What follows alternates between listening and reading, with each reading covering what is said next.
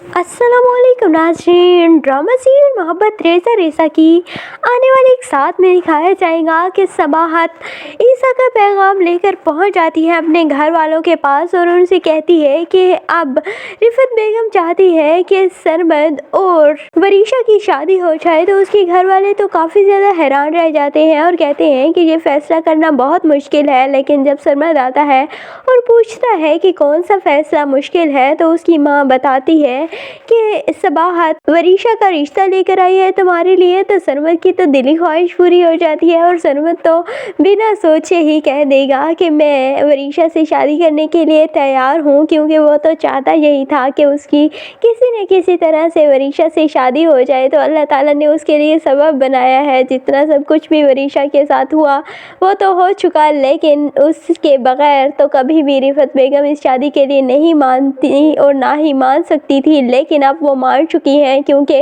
उसकी बेटी को कोई अपनाने के लिए तैयार नहीं। और सब लोग जब वीडियोस देखते हैं जो कि सोशल मीडिया पर वायरल हो चुकी हैं और फिर जिस तरह से वो किडनैप हुई, तो कोई भी ट्रस्ट नहीं कर पा रहा। और वरीशा की दिमागी हालत भी बहुत ज़्यादा ख़राब है, उसे कुछ भी पुराना याद नहीं आ रहा। तो इसी वजह से सरमद से अब बेहतर ऑप्शन उसे मिल ही नहीं सकता था। तो इसीलिए अब रिफत बेगम मान चुकी हैं। लेकिन रिफत बेगम अब दूसरी जाने प्लानिंग करने लगी है अब ईसा को तबाह करने की। और वो अब अपने सारे मामू भांजों सारों को इकट्ठा करती हैं और कहती हैं कि मैं और आरएस प्लानिंग कर रहे हैं ईसा के खिलाफ, और तुम सबको मेरे प्लान में शामिल होना पड़ेगा और वही करना पड़ेगा जो मैं कहूँगी। और सारे लब्बैक कहेंगे उस पर, क्योंकि अब तो रिफत बेगम को उनकी हकीकत का भी अंदाज़ा हो चुका है और दूसरी जानिब सरमद को भी अंदाज़ा हो चुका है कि उसके ऑफिस में चोरी करने वाला कोई और नहीं बल्कि शकील ही था। लेकिन वो अपनी माँ के मुंह से फिर चुप हो जाता है और अपनी माँ तक को नहीं बताता और कहता है कि अगर मैंने अम्मी को बता दिया तो वो खामखा परेशान हो जाएंगी, तो उन्हें परेशान तो नहीं करना चाहता मैं। और इसीलिए वो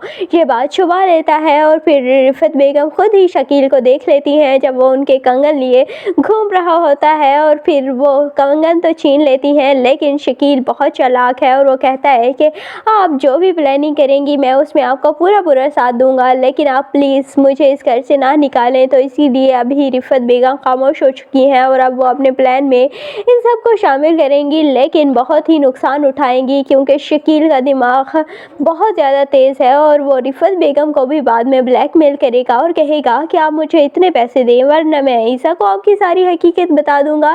और इसीलिए रिफत बेगम सारी ज़िंदगी ही ब्लैकमेल होती रहेंगी शकील के हाथों। दूसरी जानिब सबाहत और ईसा के दरमियान तो अभी पुरानी मिसअंडरस्टैंडिंग ही ख़त्म नहीं हो रही और ईसा सबाहत को मनाने की कोशिश कर रहा है, लेकिन सबाहत राज़ी होने का नाम ही नहीं लेती और कहती है कि तुमने पिछली बार मुझ पर इतना बड़ा इल्ज़ाम लगाया, बहतान लगाया मेरे भाई पर, मेरी फैमिली पर, मैं तुम्हें माफ़ी नहीं कर सकती और तुम बिना सोचे हमारे ख़ानदान के बारे में ऐसा कैसे कह सकते हो। और अब मैं सिर्फ़ और सिर्फ अरीशा की खातिर इस घर में आई हूँ और मैं अरीशा का ही ख्याल रखूँगी और वही काम करूँगी जो कि अरीशा को पसंद है। और इसीलिए अब ईसा कोशिश तो कर रहा है कि सबाहत से उसके ताल्लुकात अच्छे हो जाएं, लेकिन फ़िलहाल ऐसी कोई उम्मीद नज़र नहीं आ रही। लेकिन सबाहत माफ़ कर ही देगी ईसा को और फिर जब इनका बच्चा हो जाएगा तो उसके बाद फिर रिफत बेगम इनके दरमियान गलतफहमी पैदा करेंगी और फिर से एक बार सबाहत अपने घर जाकर बैठ जाएगी। तो आपको ये ड्रामा मोहब्बत रेज़ा रेज़ा कैसा लगता है, कमेंट सेक्शन में अपनी कीमती राय का